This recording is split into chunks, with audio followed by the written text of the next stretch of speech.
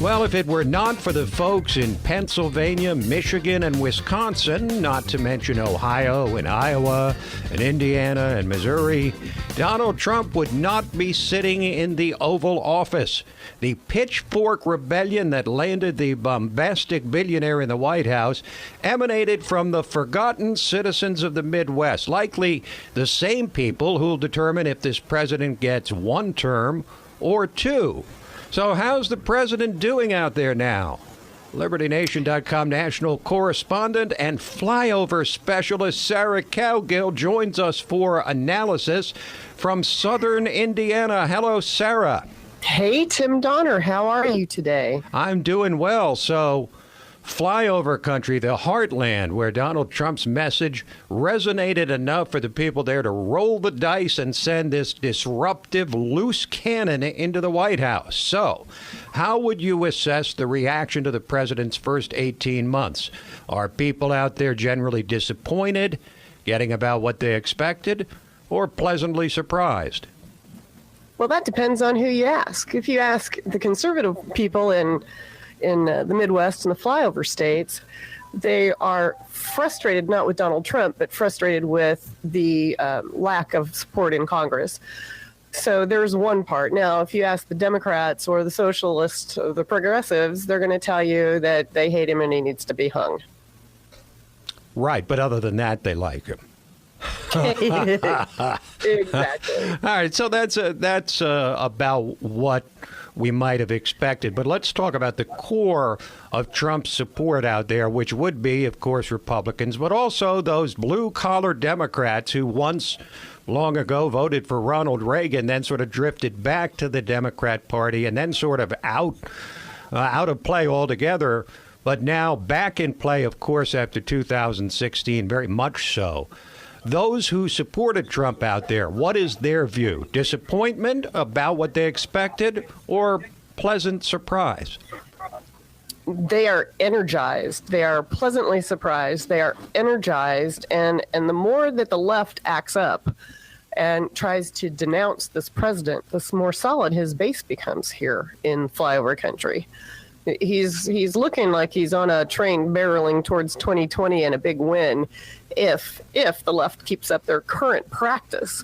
Okay, so what would you say, Sarah, are the lasting effects of Hillary Clinton dismissing half of Trump's supporters as deplorable and, worse yet, irredeemable? And it was really the people in the heartland she was referring to, the forgotten people behind that seemingly impenetrable blue wall of the Midwest. So how long, in your view, will it take the Democrats to recover from that moment where Hillary said what so many in the establishment have likely been thinking for the longest time?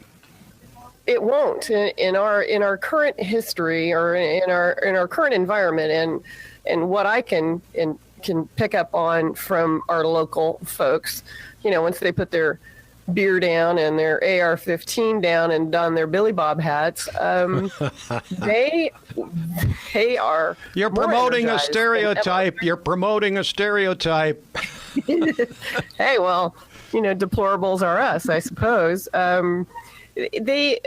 They're not going anywhere. They love this president. They will not support a Democrat, especially in the current climate. I mean, they're horrified by the anti-Second Amendment. They're horrified by the free speech, shenanigans that this Antifa people are doing.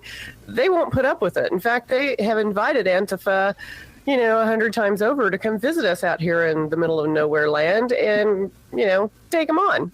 Let's see what you got, Antifa. So I think it's only energized the base to grow. I think Trump's base has grown significantly since he was elected, and it's not stopping. Okay, well, that's an interesting statement because, of course, this is the most bombastic president we've ever witnessed by far. Do you sense that Heartlanders are pleased that he's speaking truth to power so loudly and inflaming people along the way? Or would they prefer him, do you think, to ditch the tweets and the sideshows? I've heard it both ways. I have a group of older guys that I hang out with to get their opinions for a column, and we call them the Liars Roundtable. And they like the president, but they wish he would stop tweeting. They just don't like the whole random tweeting stuff. But they like his policies and they like what he's doing. I mean, they coin phrases like Trumplomacy and they pick apart what he does during the week, and they applaud his great moves and they snicker at his silly moves.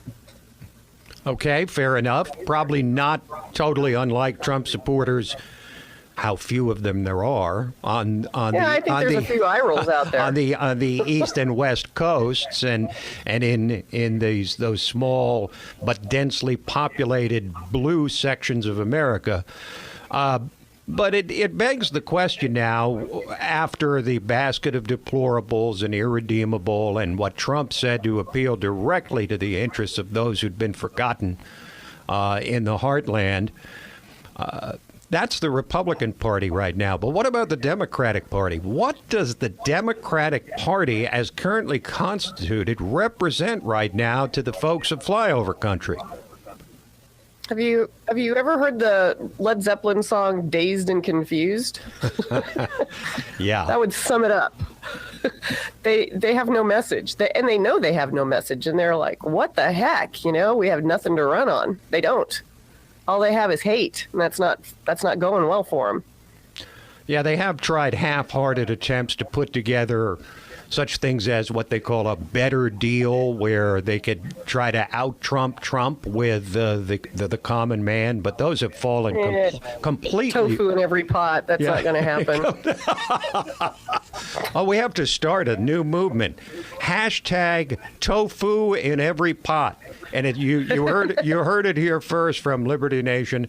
Exactly. National correspondent Sarah Cowgill. So before we let you go, Sarah, speculate for us what the difference might be between a 4-year Trump presidency and an 8-year presidency.